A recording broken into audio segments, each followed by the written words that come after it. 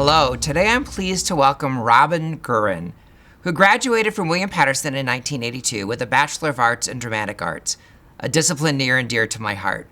Robin is an Emmy-nominated makeup artist with over 25 years of experience in film, television, and theater. She has worked as a day player on TV soap operas, sitcoms, and movies.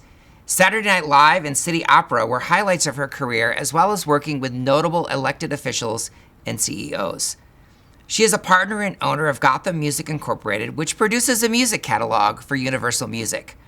Robin has associate produced for the Edinburgh Fringe Festival, the New York Musical Festival, and off-Broadway productions.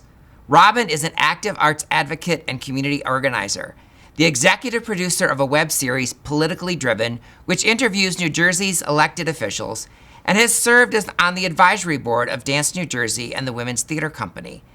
A great supporter of William Patterson, Robin currently serves as the vice chair for the advisory board for the College of Arts and Communication. She and I share a passion for theater, and I know she discovered hers here at William Patterson as a member of the Pioneer Players, especially during rehearsals in the old coach house. I'm so excited to welcome you and speak with you today. Hi, Robin. Hello, thank you for having me. This is so much fun. And when you say coach house, my head fills with memories. Chaotic memories of fun. It is one of the plays. They either talk about the coach house or the Rock. Those are the two places. But tell me how you came to attend William Patterson. It's a very, very small story. I was, growing up when I was in high school, I always did the school plays, theater, musicals. And when I was done, it was, 1978, and I didn't know where to go to keep doing theater, even though I only lived a half an hour of New York. It's like, what do I do? So I went to community college. I went to Morris County for a year, and one day I got into my friend's car, and there on the seat cushion, she had a catalog. It was a catalog. It wasn't the internet for the school. So I opened it. I went, oh, this is interesting. And I tore through it to see if they had a theater program. And I went, oh, theater program. I immediately, I think the next day ran to the school and filled out an application. Wow. And that was it. There and I you switched go. over, and I couldn't have been happier. I had a blast. What's your favorite memory at William Patterson? The coach house. The coach house. Because we would sleep, we would be there till 3 or 4 in the morning, just crashed out working on plays and being creative in experimental theater. And I think it was a program, it was kind of an experimental program for the school also. So it was new, and we kind of just had this building, and they were like, do it, let's just do this. And so and it was also the late 70s. It was a fun time. Now, I think if I had to relive my theater life, I couldn't do the 3 in the mornings anymore. Yeah, neither can I. But yeah, it was just joyous because the teachers and professors empowered us to experiment, Right. And to do our thing. And it was great. So you came here because of the theater program. Did you ever look back, or did you always just know that was the major? That's what I did, and I'm a bit of a chatter, as you might have been discovering already. And no one knew what I was going to ever do in life. And it was always theater. I was just theatrical. I was always putting on plays when I was a little kid in my neighborhood. In the park, there'd be a rock, and I would climb on it with my friends and say, we're going to put on a show. I was never going to do anything else. That's what I did. What was your favorite production that you did here at William Patterson? Oh, I didn't always get in a lot of the shows. I always looked like a 12-year-old up until a very, very old age. And so I did a lot of production back behind the scenes, and I was doing a lot of makeup. And we did a production of Forum, and I just really enjoyed working backstage and doing the makeup on that. And it's one of my favorite shows, and it was a good production also.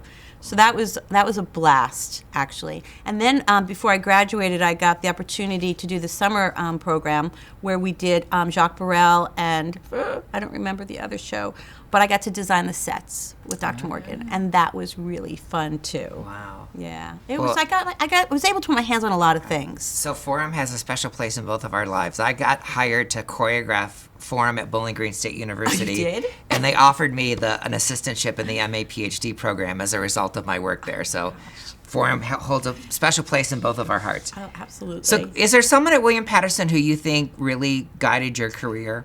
I was thinking about that. We had a lot of really great adjunct professors at the time. And we had a woman named Mary Ryzik, and we also had Barbara Krakowski. And Barbara Krakowski and I happen to still be very, very dear, dear friends. And she's alive and kicking and doing pretty well. And she started the Women's Theater Company in Lake Hiawatha and moved it all over. And so I was on her board for a while doing that too. But and they were at the Barn Theater, which is where I grew up in Montville, which is what led me here. So I want to say, the staff was great, but and Barbara Sandberg also. I think the women that I got to meet, because it resonated that, they're again in the late 70s, I could do this because these women are doing this, and they were very vibrant. So I would say the women of the organization. That's great. Yeah. I've been down to see Barbara's productions, and it's great. She does great work, and the it's Women's her Theater passion. Project is certainly director. important. So tell us a little bit about your career path. I would love to hear about your work, your Emmy-nominated work on SNL that just keeps reinventing itself and keeps becoming more and more relevant in today's culture. So right? It's crazy. How did that gig happen? Well, I've never had a full-time job where I had to show up. I've always been an entrepreneur. I think it's because I'm fearless that way. It's like, I'll figure out something. So I've had a very eclectic career path. So going from theater into makeup, meeting people, I love people, so I talk to everybody. And a friend of mine was getting hired there, and she was starting a whole new group of makeup artists and hairstylists, and she was going to be the department head. And she asked me if I wanted to be one. I'm like, yeah, of course. So I was there during basically the early 90s. So I was Chris Rock's makeup artist, which was great. And he was, we're only like 5 years apart, so I was his makeup artist, Julia Sweeney's makeup artist. Mike Myers was there at the time. Like, everyone only had one or two people because you have to do really quick changes behind the set, and it's live. So you get a couple. I was Al Franken's makeup artist. I was Norm Macdonald's makeup artist. And then a lot of times, the musical guests would come in, and we had someone assigned to them, but I happened to have a huge crush on James Taylor, so he showed up once, and I'm like, dibs, I'm doing him. Wow, get out of my way, ladies. So it was fun, intense, but fun. And then, we got nominated for Emmys because we just did the work. Wow. Once I did Chris Rock, I made him look like Michael Jackson, which I love doing character makeup. So it was fun. Amazing. It was fun. Yeah. Amazing. So why do you give back to William Patterson, both in terms of your time and your philanthropy? That's a super easy question, because why wouldn't I? Why wouldn't I? I think that life is so precious, and the people that we meet through it are just so critical to our path and how we move forward. And I met so many lovely people here, and I think that they taught me something. I think that they actually taught me something. And I just did what I was taught. Wow. And what are the areas that you choose to support? Well, clearly the arts, because all of my friends are, mature, older, and half of them are still starving artists because they're so true to what they do. Right. And they're sensitive, very sensitive.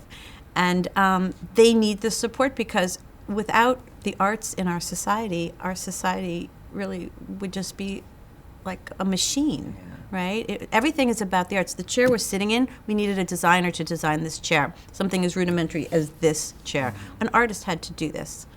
Everything, they say math is everything. You can equate math to anything, but really everything is art.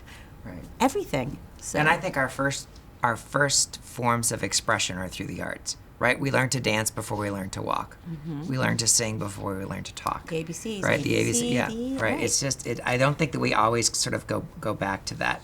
So we always end this with the lightning round. So I'm going to ask you a series of quick questions with quick answers, and some are about your time here at William Patterson, and some are about your life right now. Okay. Okay, you ready? Yes. Okay. What would the title of your autobiography be? It would be.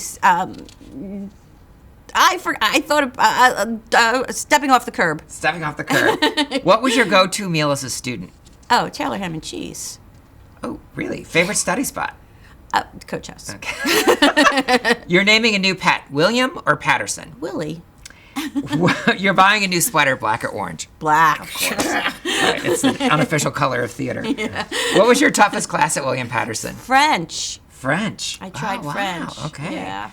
What is your favorite piece of William Patterson branded gear? Oh, a T-shirt. A T-shirt. Yeah. What is the best piece of advice that you would give to today's students?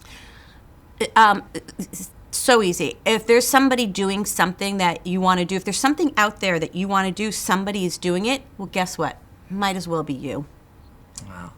Well, Robin, thank you so much for joining us today. It's always great to chat with alums, but even better when they're artists. And so I really appreciate you taking time.